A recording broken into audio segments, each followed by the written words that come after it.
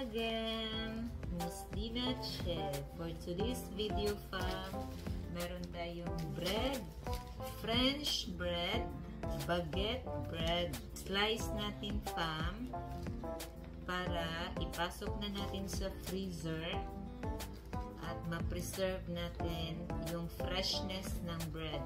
Actually, fam, dumating po siya dito sa house kaninang umaga. I think mga 2. Ano pa siya, fam? Mainit pa siya. So, ang gagawin ko sa bread na ito, fam, slice ko siya ng 4 or 5. Then, ilipat ko siya sa ziplock. Then, ilagay ko siya sa freezer, fam. So, para fresh pa rin yung bread. Gamit ako ng gloves, fam.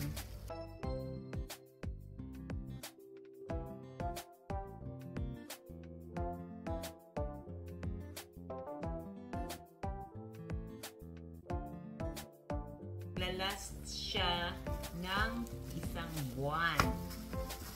So, dito natin ilagay pa ito sa ziplock na to. Ito, ano lang to. Itong ziplock na to, fam, ang size nito is for 1 liter. Ayan. Ito yung size ng ziplock natin na lagyan natin ng bread. Pero meron din akong pang 6 liters, fam. Ito medyo malaki na to.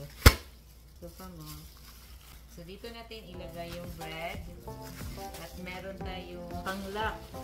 Straw. Ito. Ayan. So, okay, fam, mag-start na ko ng iwa. So, ganito siya kahaba. Ayan, medyo nabangin na. Ganito siya kahaba. So, slice ko siya ng at least 5. 1, 2, 3, 4, 5. So, yung pag-slice ko nito, fam, ganyan lang. Kasi depende na sa amin kung anong gagawin namin sa bread na ito. Hindi na namin pinapaslice sa, sa store. Kami na mismo ang masaslice. Before, pinapaslice namin to ng yung slant lang. Pero ngayon, hindi na. Kami na masaslice. Ayan, fam. At least, ma-slice natin ng 5.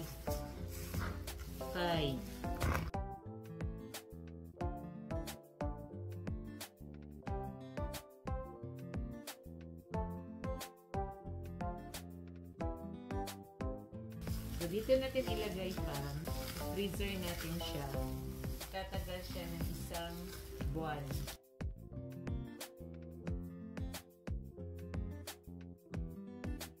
Pag once ilabas mo yung bread, fam, from freezer, kailangan mo siyang, depende, i-consume agad.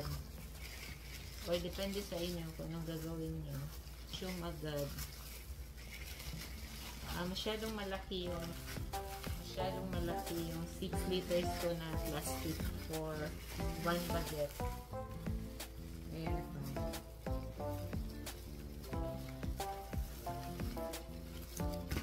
Masyadong malaki yung ziplock ko for 1 baguette. So, ang gamitin ko is yung 1 liter na lang. Ito yung pang-lock niya. Ayan. So, ilalock na natin siya. Kailangan walang hangin para ma-preserve yung bread na maayos.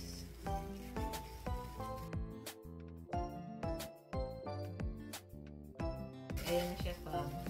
So, ang ziplock ko, masyadong malaki for 1 baguette. Ulit-ulit, no? So, ang gagamitin kong plastic is yung 1 liter na lang. We have 4 baguette, fam. Ayan. This is the second one.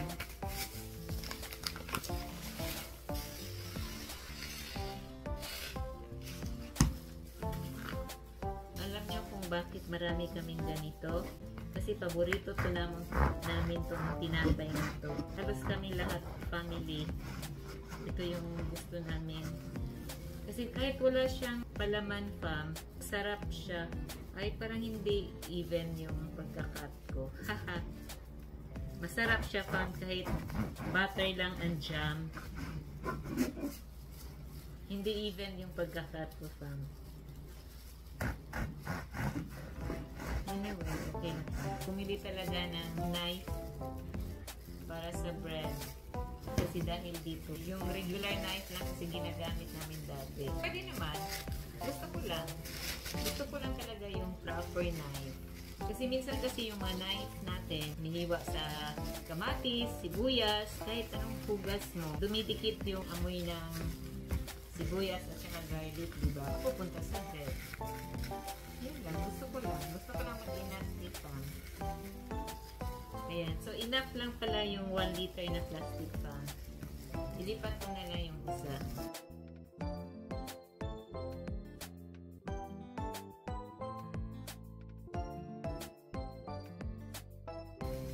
Talagang bumibili na kami nito ng 4, 5 para ma-stack siya. Pero hindi ito nauubos ng hindi ito naabutan ng 1 buwan. So, tignan nyo. Tama lang pala ang 1 liter na plastic, no? Kasi ito pang 6 to mali talaga. I-transfer ko na lang ito mamaya. Nakadalawa na tayo. Baguette. Ito naman, baguette pa rin. Baguette pa rin ito. Pangatlo na to.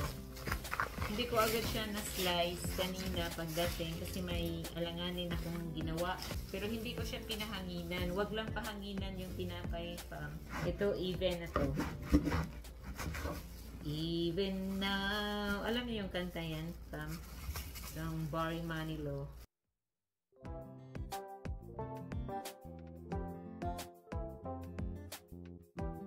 Nagyugyug yung table ko, Pam. Stabilize ng phone ko para hindi mayugyug yung video. Kasi nakaka-relate ako dyan sa iba. Yung mga nagre-reklamo. Totoo naman nakakahilo yung pag malikot yung video mo. Kahit anong bread pan, ilagay nyo sa freezer nyo. Yung hindi agad maubos, wag lang ilagay sa dyan sa table. Kasi iba kasi yung temperature natin, Pam. Ilagay nyo pag halimbawa, kahit anong klaseng tinapay. Mas maganda talaga siya pag naka-freezer para fresh pa rin. Kahit pandesal namin dito, kahit yung mga ensaymada. Pero ang ensaymada namin dito pa hindi nagtatagal. Ubos agad yan. Kinoconsume agad namin yan. Yung mga pandikoko, minsan di naubos namin. Nilalagay namin sa freezer. So, nakatatlo na tayong baguette pa. Last, but not the least.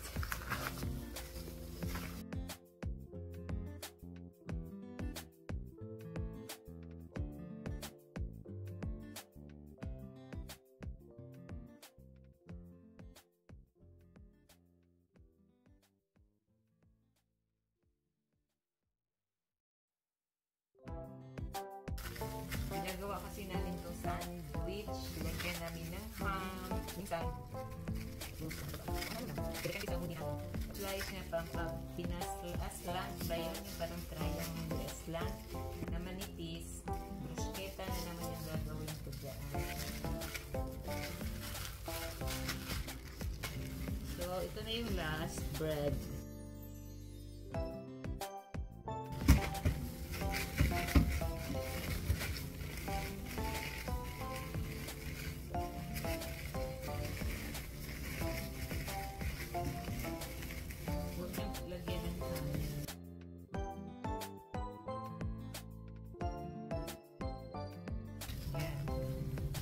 Transfer ko to.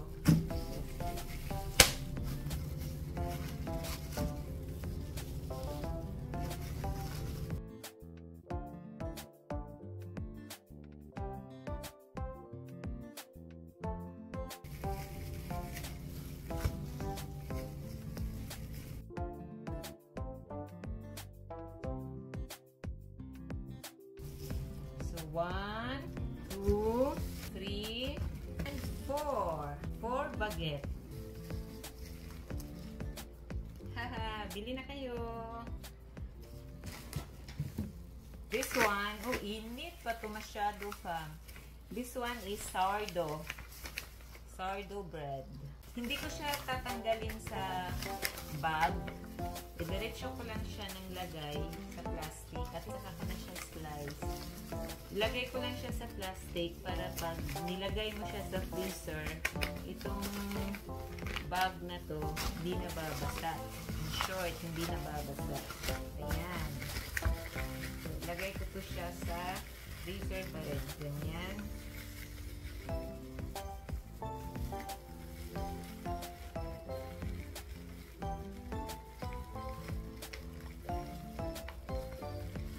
Ayan.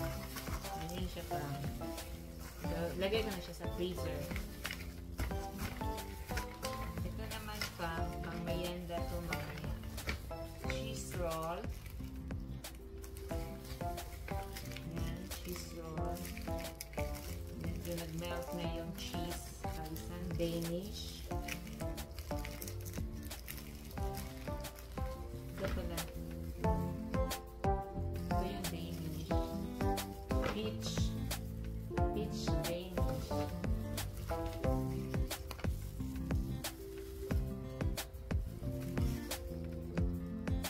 Ito palang ham and cheese na ham and cheese bun. So yeah, tama talaga ang peach Danish. Tapos cheese roll. Nalagay ko din. Ito hindi ko na ito ilagay sa freezer. Kasi pang merienda ito mamaya. Pang coffee pa. Okay fam, bye for today. Bye for now. See you next time. Don't forget to like, share, comment down below, and turn on the notification bell para updated kayo sa aking mga new videos. Bye bye!